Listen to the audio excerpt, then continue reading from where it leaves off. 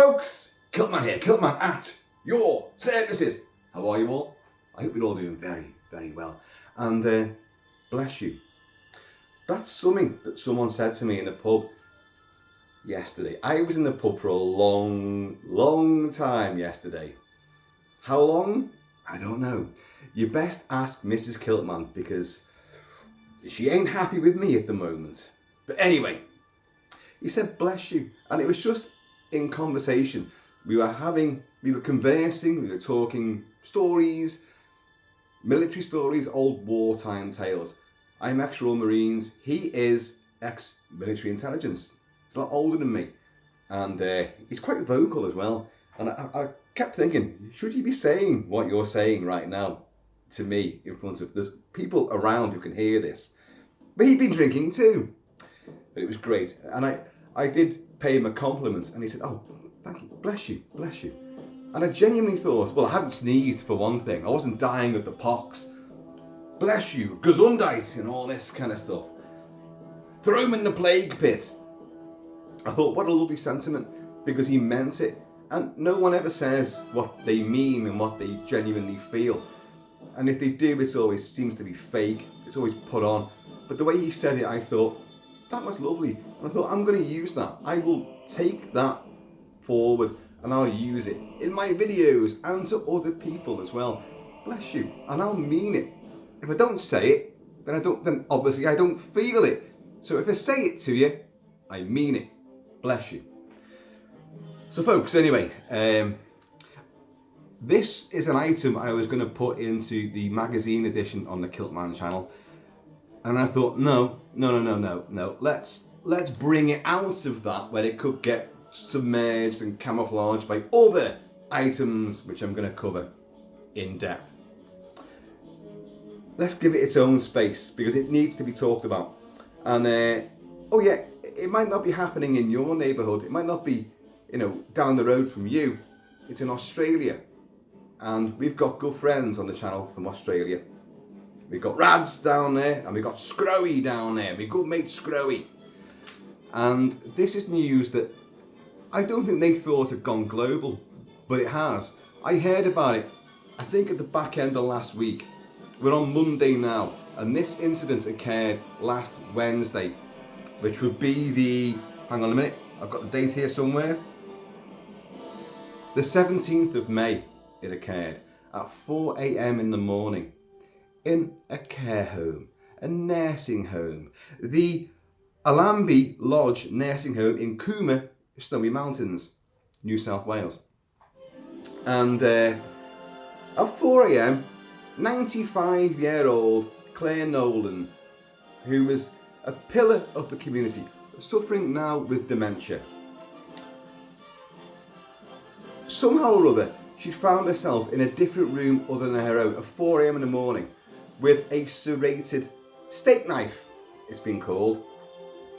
She's 5'2". She weighs 43 kilos. 43 kilos. Hold it in your hand, And she's actually smaller than me, which is really, can you actually imagine? There's only two people in the world smaller than me. Warwick Davis and obviously Clare Nowland. So, hardly a threat to anybody, but found in a different room with a serrated steak knife. But she's mobile with the use of a Zimmer frame. For those who don't know what a Zimmer frame is, it's an apparatus which you put your hands on and you shuffle very slowly to wherever you're going. Without it, they just fall over. I know this. My mother had dementia. My mother died last year of the results of dementia and falling as well. Let's not forget that. That definitely spared things on, shall we say. But anyway, so Clare Nowland, a pillar of the community, 95 years old, a mother of 8 children, a grandmother and a great-grandmother with, get hold of this, 60 grandkids and great-grandkids all combined. I don't know how the ratio breaks down, but much loved. And she was very charitable. She ran a charity shop for St. Vincent de Paul, the SVP. My dad and my mum, in their latter years, both did a humongous amount of voluntary and charity work for the SVP, which is what Clare Nowland worked for as well. Then, obviously, in their latter years, parachute jump at the age of 80 to celebrate life. I'm still alive. And then, 5 years later, I'm still alive, I'm still enjoying life.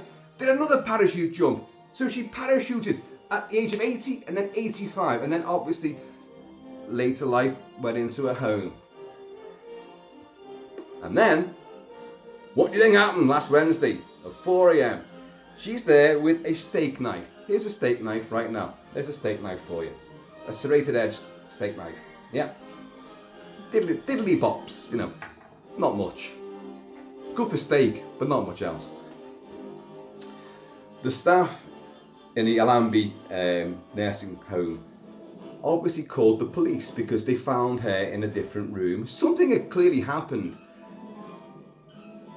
A 95-year-old woman who weighs, 43 kilograms, 43 kilos, and she's 5'2", 5'2" for God's sake, is found out of her room and with a knife in her hand.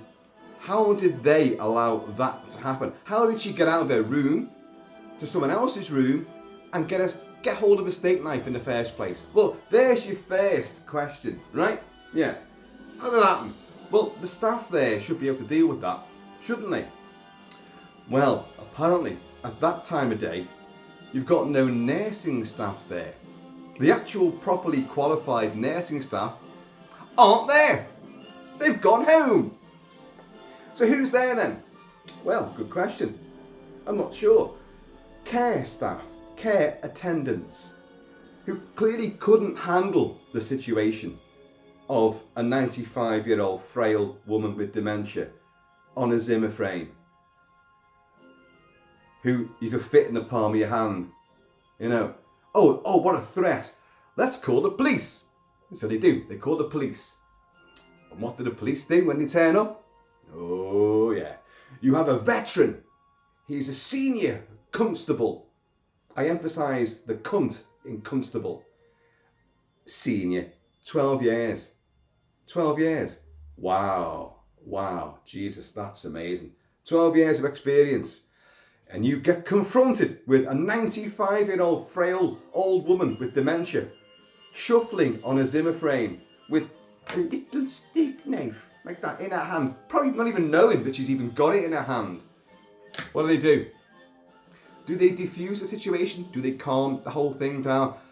Come on now, love, come on. Everything's okay. Can I just take the knife off you there? Yeah, it's all right. Can you come sit down? Get the staff in. Can you just take her back to her room? Everything's all right. You know, there's nothing to see here. No. Oh, mate, jeez. This is a fucking ripper of a fucking tack. I can't do Austrian accents. I can't do them at all. They come out cockney. But it's time to deploy our taser. Pizzazz! Tasered. It's not certain. She was tasered once, we know for a fact. But I've heard that she may have been tasered twice. Now, that's not confirmed, but I've seen reports of this. Tasered. Right, you know what a taser is. The electrodes, they're speared and they penetrate through clothing. And when you zzz, I mean, it looks like fun, doesn't it, really? It looks like Emperor Palpatine has got Luke Skywalker. He's tasering in good style and he's really enjoying it as well. But they're barbed as well, so you can't pull them out. And a lot of volts get put through you to paralyse you, to incapacitate you. And they are deployed in situations where another human being is under physical threat, immediate danger, where the officer is under immediate danger, an animal might be attacking them, they'll deploy tasers. And, you know, they're deployed for a reason when you're nothing else. Okay, it doesn't need bang bang, you know. I incapacitate you, take you down, and you can be apprehended. I think that I don't mind the idea of tasers. I think they do work if deployed properly. but a 95-year-old woman doddering down the hall towards a veteran of 12 years, senior constable, who immediately, oh jeez mate, we're in trouble here, fires Tasered. Tasered have effective 15 to 25 feet, but they can go further. In fact, they do go further. They go to about 35 feet. I don't know how far away she was. I would anticipate that she wasn't too far away at all for them to appraise the situation. I mean, say she's down there, back out through the door there. You're talking, well, there's 20 feet down there, a bit more perhaps. So that kind of distance. Oh shit, mate, we're in trouble here. Take her down. 95-year-old woman. So she goes down, hits her head, fractured skull, got a bleed on the brain. She's 95 years old. Anyway, she's in it's end of life care that she's going through. She's been in intensive care hospital ever since. Her family are by her side, and this is now being investigated, and it's caused absolute uproar around the world. I think Scrowy didn't realise when he said like, oh, have you heard about this? I said, yo mate, have I heard about it? It's all over the news in the UK. And I've got friends in America who've heard about it as well. So this is the Western Wales, an uproar about this. What threat was that copper under? I've just described and I've illustrated a little doddery old woman. If you can imagine me as a doddery old girl, I don't even know what this is. Is it a telephone? Can I comb my hair with this? Coming down like that. I've increased her speed. For Christ's sake, she can't hardly move. And these fucking guys, take her down. Oh shit. Now, this constable who has not been named has been taken off duty. He's possibly staying in a hotel, a motel, somewhere to keep his head down, because not only has the community around Cooma and the Snowy Mountains really come up in arms about this, and Australia at large, and everybody else, they're gunning for this guy. Body cam footage. Yes, the coppers had body cam footage. Which would obviously, look, this will show that we were under threat. The New South Wales police are not showing this footage. Well, why? If you've got none to hide, if you acted accordingly, show the footage. Prove it. Because none of us want to believe that a 95-year-old woman was genuinely a threat. But if she was, you've got to show us that footage to make us believe it. That in the hands of a 95-year-old woman. Really? What's she going to do with it? She's keeping her hands on her fucking Zimmer frame for one thing, and the thrust, and you've got body armour on as well, because you cops all have armour on. Don't fucking lie. Just in shirt sleeves, yeah, because it's Australia, it's nice and hot down here. See, I make them always sound cockney. I can't do an Aussie accent. I just can't do it. That was a threat to you, a policeman with 12 years of experience, and you couldn't disarm her and just take the knife out of her hand and look after it and sit her down.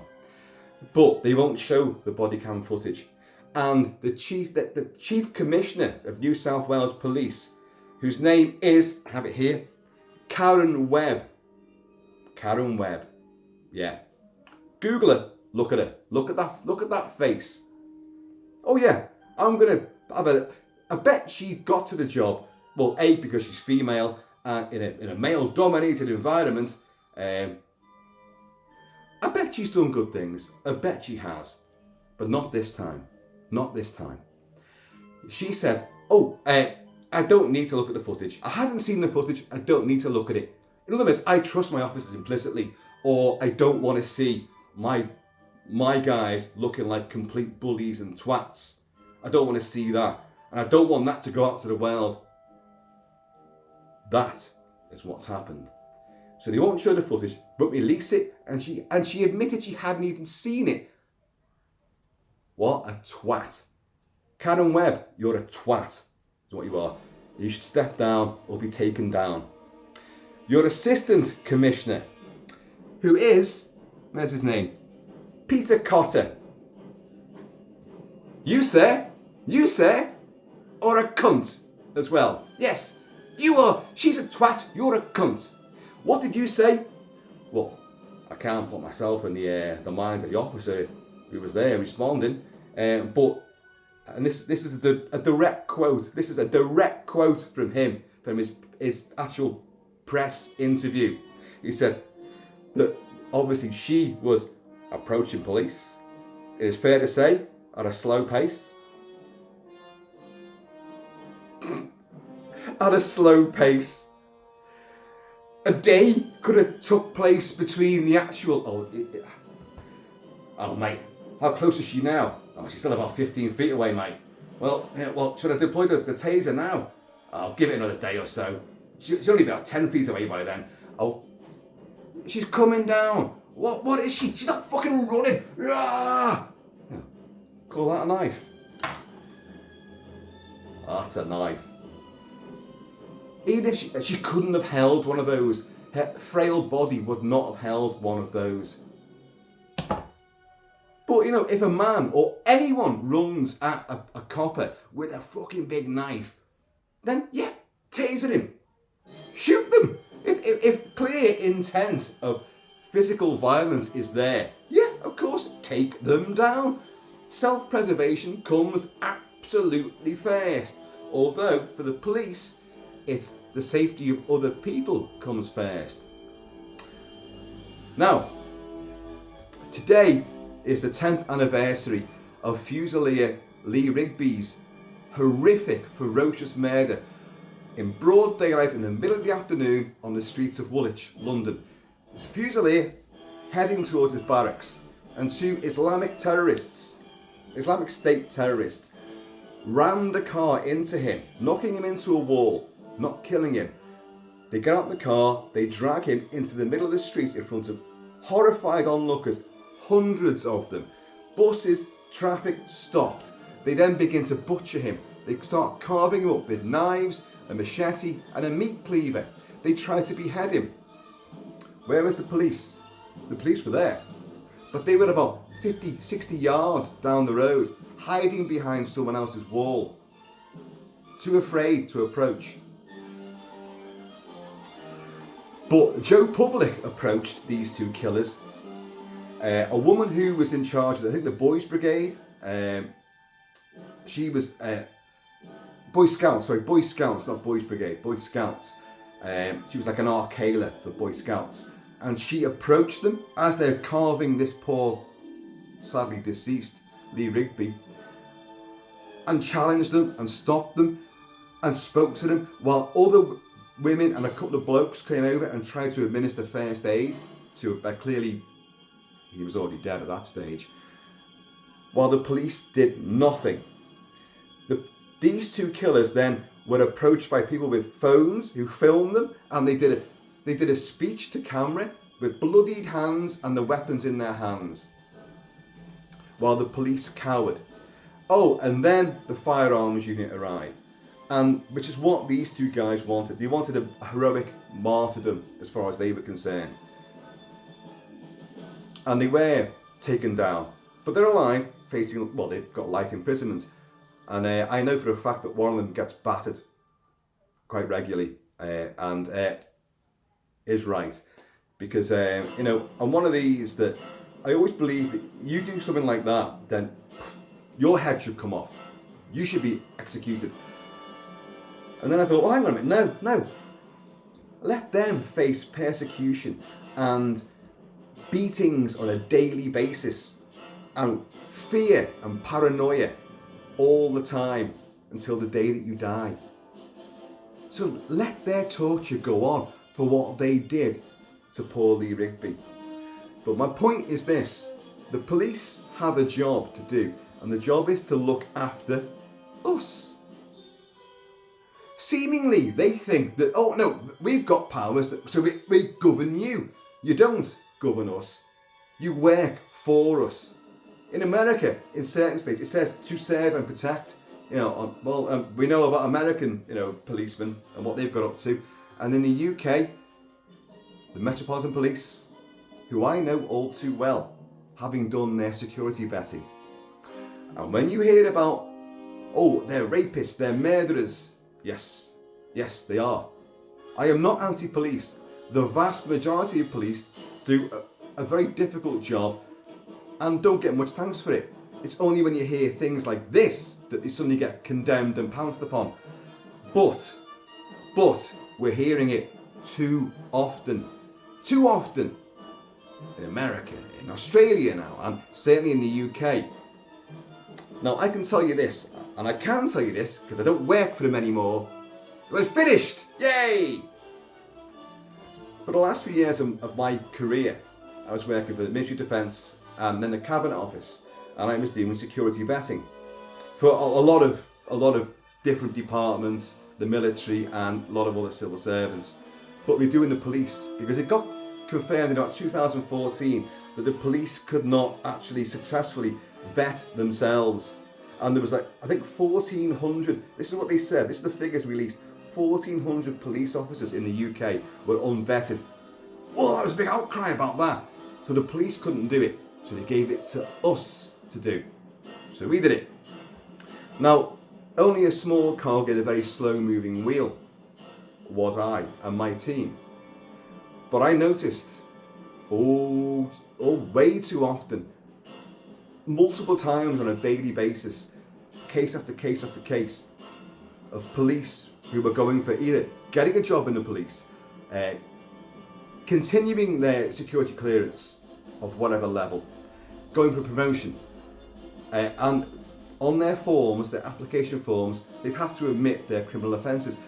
They didn't admit it, I'd find it anyway. I had access to the police national computer, the Irish computer, the Scottish computer, for all their records. I'd find them. But most of them actually did admit it.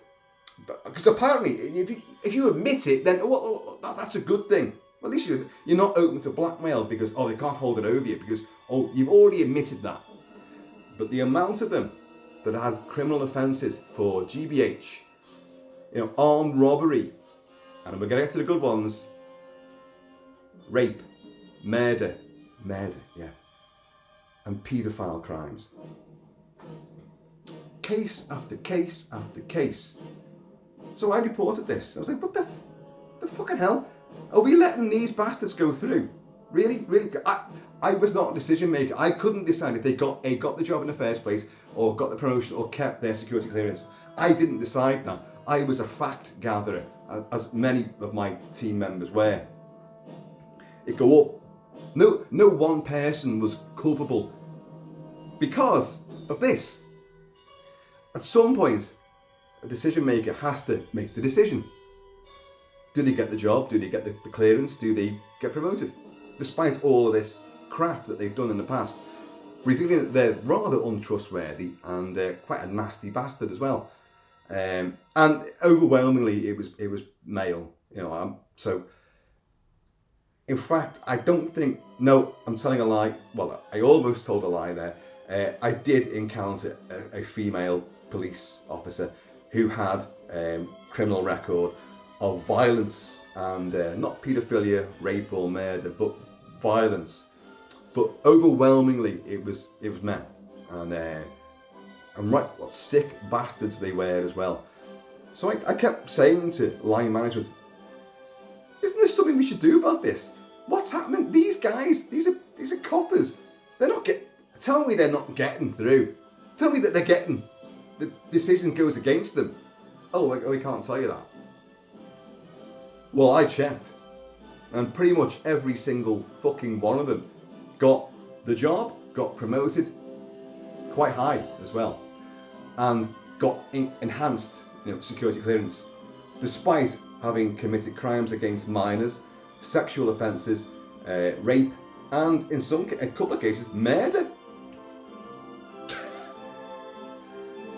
What?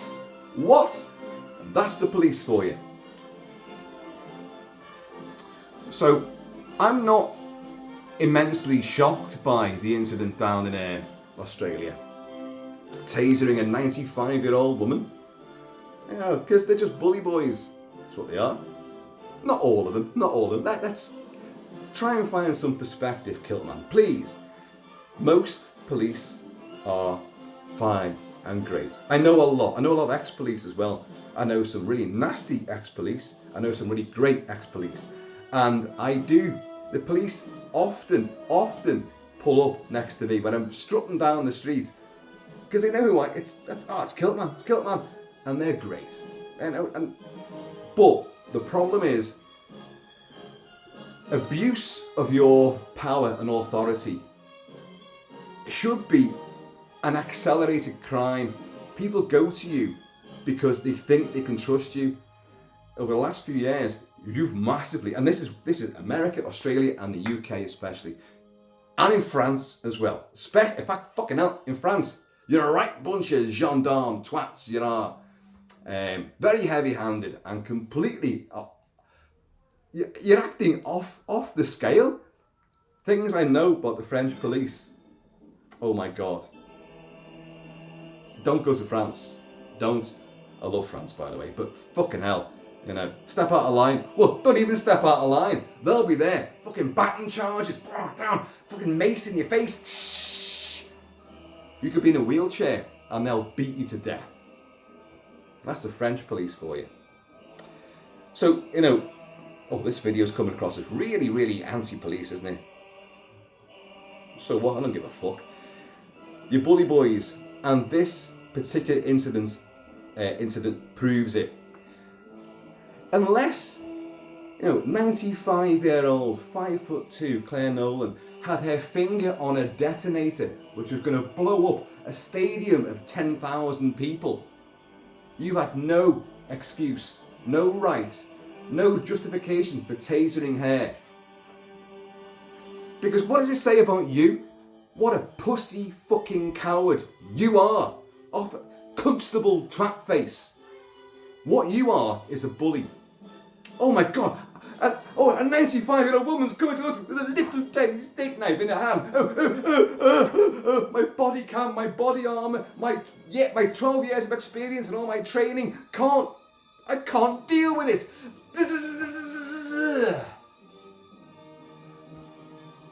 I hope your name comes out. I fucking hope it does. You've got Karen Webb, who's the fucking Commissioner of New South Wales Police. A bitch. And you've got, what's his name? Peter Cotter, the Assistant Commissioner. She was approaching police, it is fair to say, at a slow pace. I can't put myself in the officer's mind, but, he obviously acted with what he thought was appropriate force. I can't do the accent, I really can't. But hang your heads in shame. You should get that constable named and shamed. Abuse of power. And this, the thing about this case is this is one of gazillions of cases where the police have stepped out of line and been heavy-handed and persecuted and abused their powers of authority. But it's going to bite New South Wales Police big time on the ass because it's gone worldwide. And now I've talked about it as well. So New South Wales Police, fuck you. Fuck you and your tasers. You're a bunch of cowards. You're a bunch of bully boys. Oh, we're going to take down a 95-year-old woman. She will not survive. She will not survive this. Friends of the family have been interviewed. Why only friends of the family? Because the friends of the family have said the police have basically threatened the family not to speak out about it. Yeah. I saw that on an interview today with a friend of the family. And that's in the UK. He was interviewed and he said that. they've been leaned on not to speak about this at all. Oh, coppers go and basically abuse and murder, because that's what's going to come out. She's not going to survive. In all fairness, at 95, she might not have gone on too much longer anyway. But they could have diffused that situation and sat her down, calmed everything down. But no. Oh, I'm in immediate danger. Oh, of violence. Oh, fuck off. Fuck off. You complete pussy. Do you want that kind of policeman to look after you, to protect and to serve? What a fucking cowardly fucking wank shaft he is.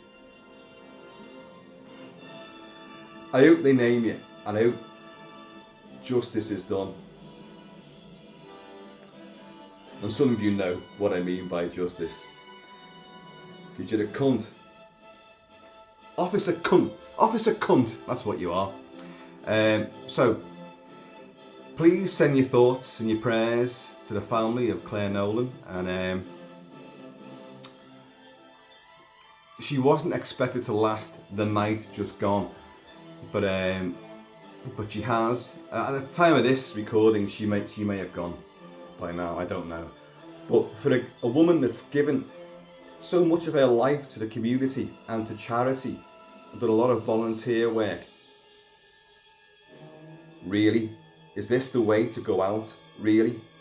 And before you say, because I know what people with dementia are like, I've gone through it with parents, with my mother-in-law who died of dementia as well. And she turned nasty. My mum did not turn nasty, but my mother-in-law did. And she'd reach out with clawed fingers. But really, well, we weren't going to call the police. Even if she had that in her hand, we weren't going to call the police. I would just take it out of her hand, put it down, calm down. I wouldn't fucking electrocute her. I know. So, that care home, the Allambie Lodge nursing home, they're at fault as well. Where was the proper staff, and why were the people that were in charge overnight, who are not nursing staff apparently? Yeah, it's a nursing home, so shouldn't they all be trained in how to deal with people? And they encountered a situation with a 95-year-old woman who's obviously... How did she get out of her room? How did she get to a place where a knife could be found? And then get to someone else's room with none of you noticing? And then all of a sudden, oh, panic. Folks, this story is an absolute abhorrent nightmare, showing absolute lack of intelligence, lack of training, lack of just how to deal with something. I'm not a member of nursing staff, but I can take the knife out of someone's hand and sit them down, you know. As was proved with the people during the butchery of Lee Rigby, when women and a few older blokes approached them while they're carving a young soldier up on the streets of Woolwich, London, while the police cowered behind someone's garden wall and let Joe public. The police are meant, this is what you're supposed to do. If you see threat, someone's being killed, you step in. You put yourself in front of or between the aggressor and the victim.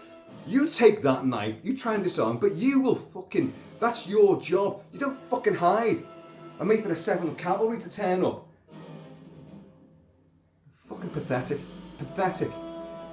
Time and time again, the police are found fallible, wanting, useless in situations of direct threat, and then bully boys when it comes to like, oh, old people or women.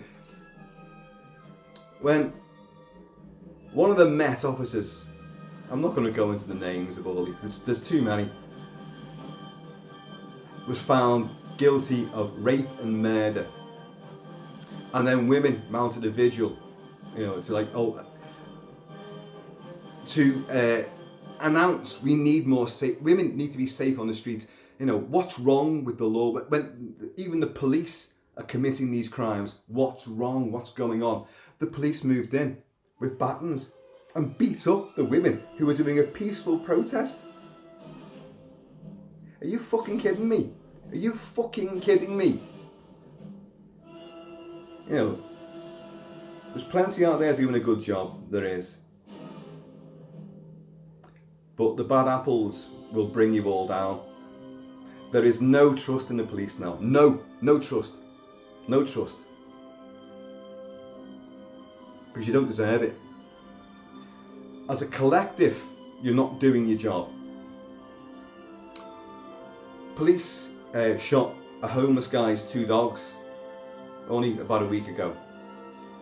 But there's more to that story than I actually know. I did look into it and I was going to report on it, but they still did not need to shoot those 2 dogs. They didn't need to do it. Especially when they were there with riot shields and collars and great big rods and ropes and a net, you know. So, and the dogs were only defending the homeless guy.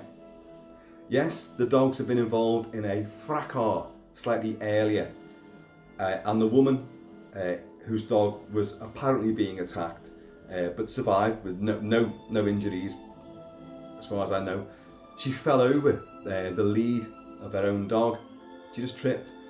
The whole thing's been filmed, and the incident itself is not that bad at all. But when the police turned up very quickly, a response team with guns, and they tried to move in to arrest the homeless guy. Now, I'll be honest, there's a lot more to this story. I've heard other versions where these dogs have done this sort of thing before and they were a threat. If they were a threat, the dogs should have been captured and removed way earlier. But again, the police didn't act upon it until this moment when they shot them in the head. In front of, well, a lot of camera phones and a lot of witnesses. And then the poor homeless guy was arrested. The police should be falling over themselves to try to enhance their image and to win trust back. You guys ain't doing it at all. I'm reminded of Marshall O'Neill in the film Outland. Sean Connery plays him, and he's a marshal in a sci-fi mining colony on the moon of Jupiter. And but he's a man of integrity, he's a man of honour, and he will go up against the bigwigs and he'll take them down, even though it's going to possibly ruin his career, end his marriage, and also end his life. But it's high noon. He's a man of integrity, a man of honour, a man of values, and he will stand up for the good fight. When he asks for help, he's like, can I count on anyone? And they say to him, well, what about your men? Because his men are all corrupt. All his team of police officers, they're all on the take. They're all in the pocket of the bigwig who's in charge of the whole mining operation, which is corrupt right down to the core. Well, what about your men? And Connery just goes, my men are shit. Yeah. And sadly, that is the impression given from the police right now. That you're shit. You're bullies and you're cowards as well. Jesus Christ. What's the world coming to? You're going to taser a 95-year-old woman who's walking at a snail's pace on a Zimmer frame. She's in the realms of dementia. In what realm did you think tasering her was going to be the best option in that situation? There is no situation where tasering a 95-year-old frail grandmother, great-grandmother, is ever going to be a viable option. I want your name out. I want your name out. Karen Webb, you're a cunt. Peter Cotter, so are you. You're fucking useless. All your years of maybe great service have come crashing down now with your cover-up of this and your response to it. Get out of the job. You're not good. You're not fit for purpose. None of you. None of you. Sling your hook. Go on, Kangaroo Jack. Fuck off. Kilt-Man's rant.